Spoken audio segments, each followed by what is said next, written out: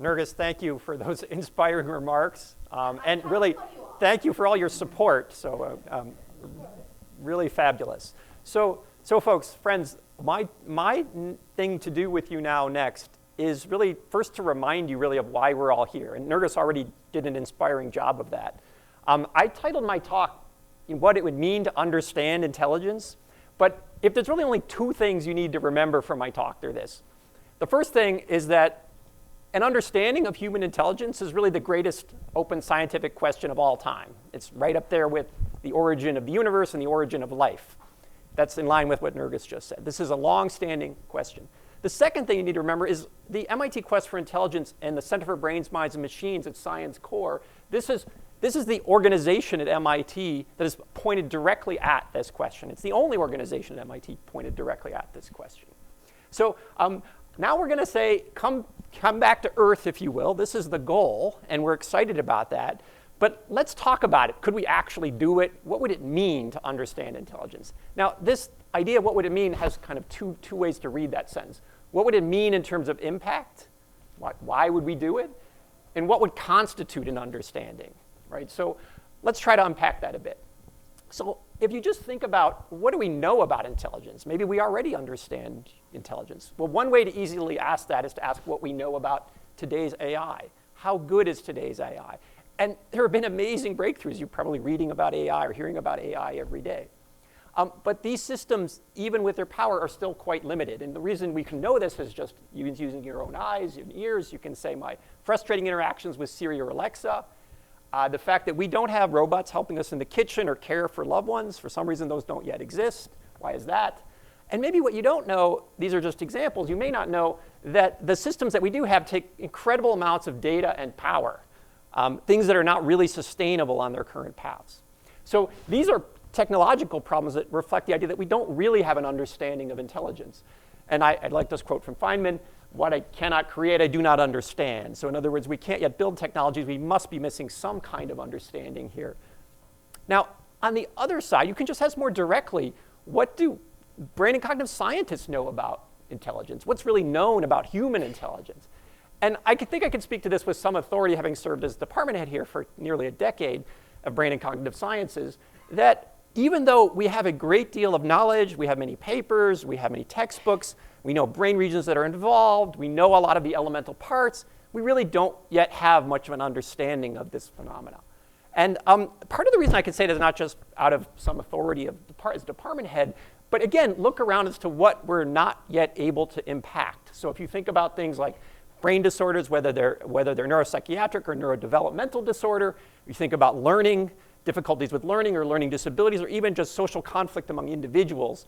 These are things that I would submit to you that if we had a scientific understanding of intelligence, we would have much more impact on than we're currently able to do. Now, the quote you might say here is what I cannot repair or don't know the limits of what I can repair or enhance. I don't yet understand in the same sense. We don't have that scientific understanding. Both of these, if you will, sort of inabilities to make impact are due to really an underlying scientific weakness, which is we humans don't yet have a scientific understanding of intelligence.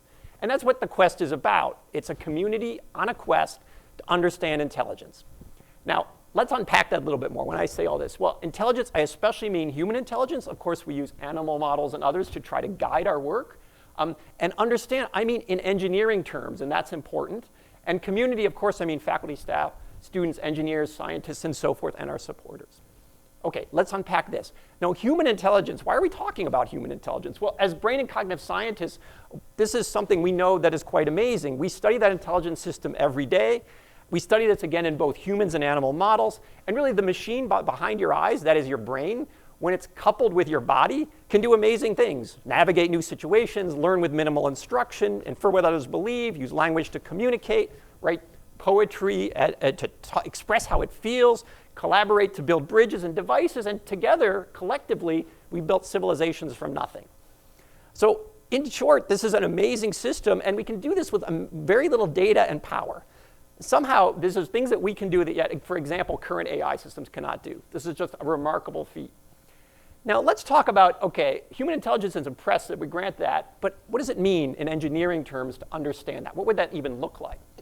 So I like to start with this quote here. This is a quote from Francis Crick. You, your joys, your sorrows, your memories, your ambitions, your sense of personal identity and free will are in fact no more than the behavior of a vast assembly of nerve cells and their associated molecules.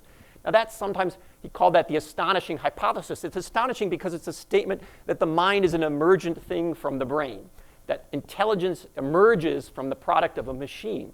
Now, this is astonishing to some people. It's the working hypothesis of our field, brain and cognitive sciences, that this could be understood as a machine. Here's, to get to sort of fix ideas by analogy, here's another machine that many of us may have in our pocket or some version of this. And the idea here is there's a similar quote. Your remarkable favorite app, all its performance and amazing user interface are in fact no more than the behavior of a vast assembly of transistors. So that is, of course, also true. It's a statement that this is a machine. But unlike the machine on the left, the emergent capabilities of how those transistors are assembled and what kind of ways to give rise to the emergent phenomena are understood in engineering terms, yet are not understood on this side here. OK, so the upshot of this, what I'm trying to tell you, is that it's possible to think about that intelligence, intelligent human minds, they're the products of machines and thus can be understood in engineering terms. So for instance, you could ask, how does the mind work in engineering terms, just like you could ask how my phone app works in engineering terms. That does not mean your mind or human intelligence is going to work like your phone, but the idea of the kind of understanding we seek is there. You could ask, how does perception work? How does movement and planning work? How does language work? How does memory work? These are all questions that we can ask and answer in engineering terms.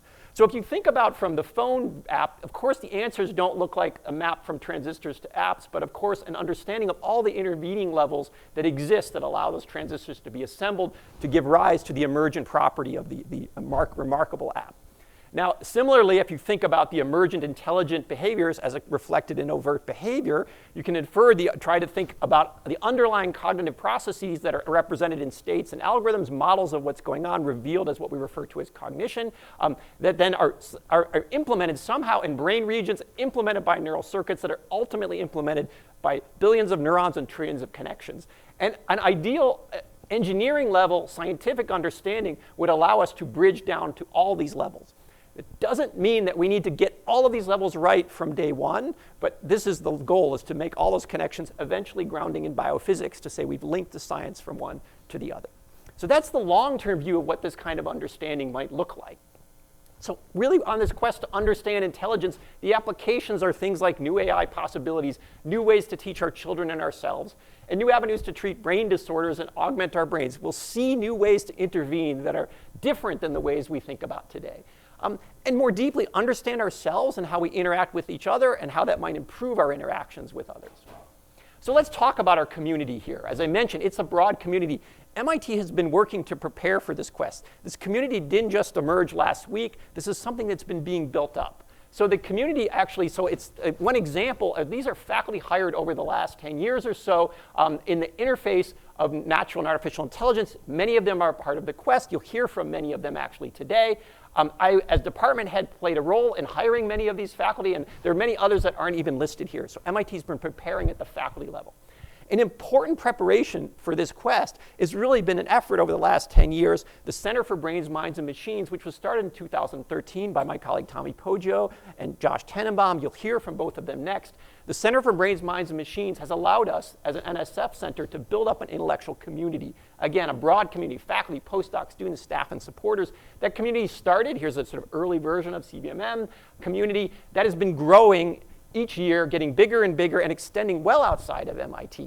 And that's in part through our training programs and our summer training programs, and you'll hear about that also later today as how we're trying to grow that community to fuel this field. We built teaching and outreach programs, that one of which I just referred to, and also, we've been training the next generation of students at even the undergraduate level. So as department head, I was involved in helping to start a new MIT undergraduate major, computation and cognition, and these are the number of students at MIT that are in that major. And you can see this is actually one of the fastest growing majors of MIT, reflecting enthusiasm for working at this interface and helping us to sort of nurture what the future will require to make these kind of advances. Now, just organizationally, the MIT Quest for Intelligence and its Science Core, CBMM, we sit as a research arm within the Schwarzman College of Computing. The goal of the College of Computing, it's called a college and not a school, is to integrate across many disciplines. So especially across, in this case, the natural sciences and the engineering sciences, but also as it brushes up against the humanities and social sciences and the School of Management, for example. And that Quest serves this unique role of infusing computing, especially in the natural sciences, but importantly, it also, as we assemble these ideas of how human intelligence works, that will change the way computing happens in the future. So it feeds back to computing as well. We have some provisional space to be working on this already, and this space, the new version of this space will exist, and I'll show you right here. This is the Brain and Cognitive Sciences building. We're all sitting right about that location. This is looking down from the top. There's the new College of Computing building that's coming up right here next to us. If you'd like to see it when you go out for lunch, you can look out this window. The Quest will have space within this new building with a bridge to the building we're sitting at now, the Brain and Cognitive Sciences building, which is the premier Brain and Cognitive Sciences building really in the world. And here's the bridge going up a few weeks ago. So, and actually it's more progressed than that. So this is both a physical and an intellectual connection between computing as represented by the college and brain and cognitive sciences as reflected, especially in Building 46, but broadly across MIT. So we're trying to bring these things together, not just philosophically, but bring them together in a real way to make real progress. The way we do that is, this is the strategy that we've adopted. So the idea is that we take measurements and discoveries and results from neuroscience, cognitive science, and other natural sciences field, and we try to bring them against theory and model creation and synthesis, often driven by things like computer science and robotics, and bring these together around what we refer to as computational models or integrated computational models of intelligence. These models serve two things simultaneously. They serve both as new hypotheses for the mechanisms of natural intelligence that drives further refined experiments. They also serve as new computing and engineering possibilities, again, feeding back to computing. This is the cycle that we're aiming to charge, and this also then, these models can be understood as in more deeper levels by more theoretical analysis to understand both their limits and where they can be applied in new ways. The goal of all of this, these integrated cycles, is to over time build a science of intelligence as Nergis outlined. So why do we believe that strategy I just put, why do we believe it can even work? Well, because we've seen it work in the past. So many of us have witnessed, myself included, firsthand how this strategy has paid off in the area of visual processing. So for instance, you may recognize this person. You may know, first of all, that it's a woman's face. You may know it's Marie Curie. You did that very quickly. How did you do that? For many decades, it was not clear how that worked. Brain and cognitive scientists were busy measuring the behavior of humans and others, other animals, and many of us were toiling away measuring neurons and their connections and the multiple layers within the brain and how individual neurons were maybe participating in the computations to give rise to this amazing behavior of just even saying, oh, that's a person and I know who that is. That ability was something that was quite mysterious.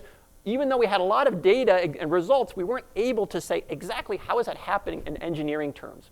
Similarly, computer science and other fields were busy trying to build models that could do this, and they were struggling for many decades to get this to work as well.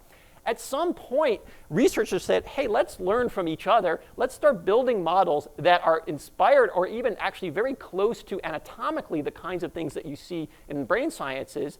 Let's optimize them with ideas from cognitive science, then amplified by optimization techniques for engineering. This led to new models, which are now the new intelligent model systems, which lead to key advances in both science and engineering. Let me unpack that on this slide here. So I'm just saying the natural sciences brought in these kind of data and measurements that I referred to. Together with engineering, we build these integrated computational models of fast sensory intelligence. You now know these as deep architectures.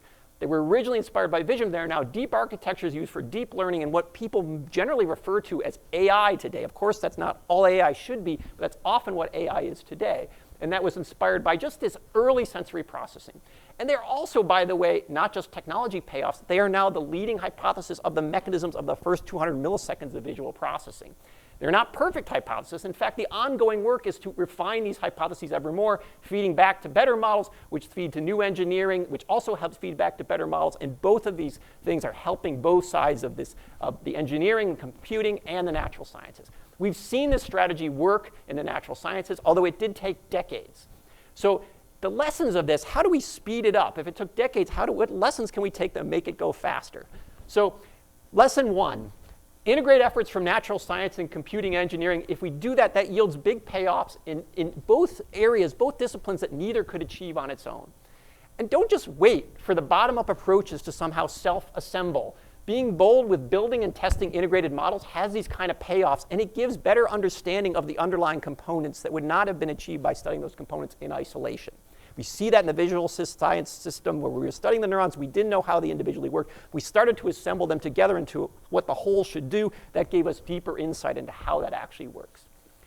Lesson 3, we do not need a perfect understanding of all aspects of the brain components to meaningfully understand intelligence. The models that we use today, they are approximations of what neurons, for instance, actually do, but they already are giving meaningful movement in the technology space and meaningful impact on the science space as well.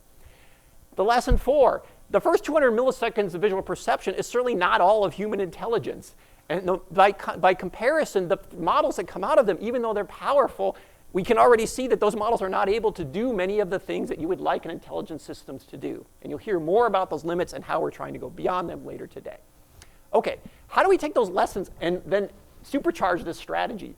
So we're enabling teams of people to make big iterative bets that individual groups, labs could not otherwise make, learning from those lessons. This requires new organizational approaches, which we refer to as missions, and significant engineering resources and personnel to enable those. Those enablers are 2 types. One are things like benchmarks and platforms for evaluating models, for bringing natural sciences data up against models, alternative hypotheses. You'll hear about that from Catherine Fairchild. Also engineering platforms to allow us to build new types of models and scale them up. You'll hear about one of our bets on that from Venkash Mansinga later today. And so you're going to hear about our big integrative bets broadly, but also our elemental bets that we have to keep fueling that fuel all of the underlying research as well. So what the picture you should have in your head is going from where we are today to the future, which is a science of intelligence. All right, so let's think about that future. So to step back and think about what would that future look like, I want to kind of point out a quote from Patrick Winston, who was the director of the late Patrick Winston, who was the director of the Artificial Intelligence Laboratory here at MIT for 25 years. And this quote is still inspiring to me today, and I hope is inspiring to many of you. He wrote, "Imagine a world where human intelligence is truly understood. Instead of useful but narrow systems such as Alexa and Siri, imagine systems as smart as we are that would change the world." Now that sounds great, but let's think about this a bit. Change is great, possibly, but change could also be scary and bad, right? So the goal of understanding human intelligence has risks to society that must also be considered. So for example, many of these risks are in common with AI technology today. So some of these include things that you might already be thinking about or hear about: privacy invasion, bias and discrimination, possible job loss, social or physical weaponization of technologies that result from these kind of scientific gains. And so the way we think about this in the Quest is that we have at least 3 ways we think about these kind of issues. We consider these issues through the lens of our unique scientific approach, that is trying to understand human intelligence, which leads us to think about the kind of pros and cons of this kind of understanding. So all forms of scientific understanding tend to have pros and cons, and this one does too. So for example, the ability to read minds might be something that has emerged from a deeper understanding of how human intelligence works. That has potential risk to society, but it's also what enables compassionate care of understanding what people need.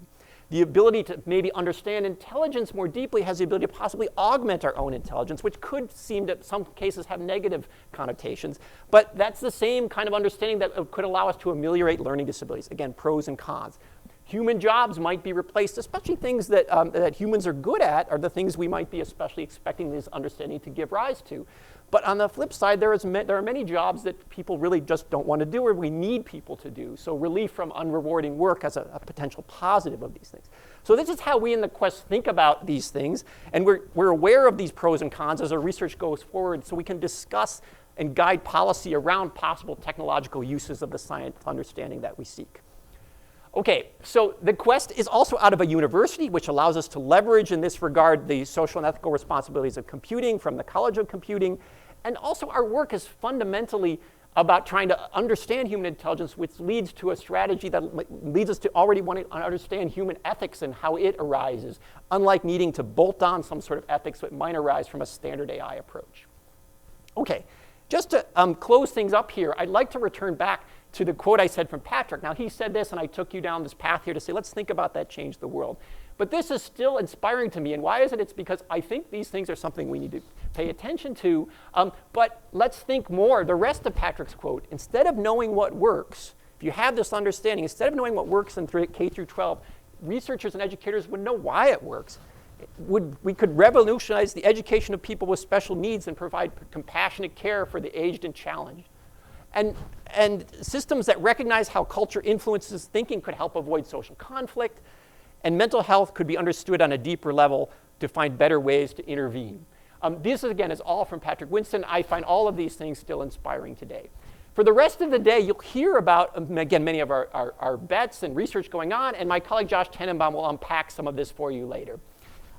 What I would like to end you with is just to have you try to imagine a world where human intelligence is truly understood. Thank you.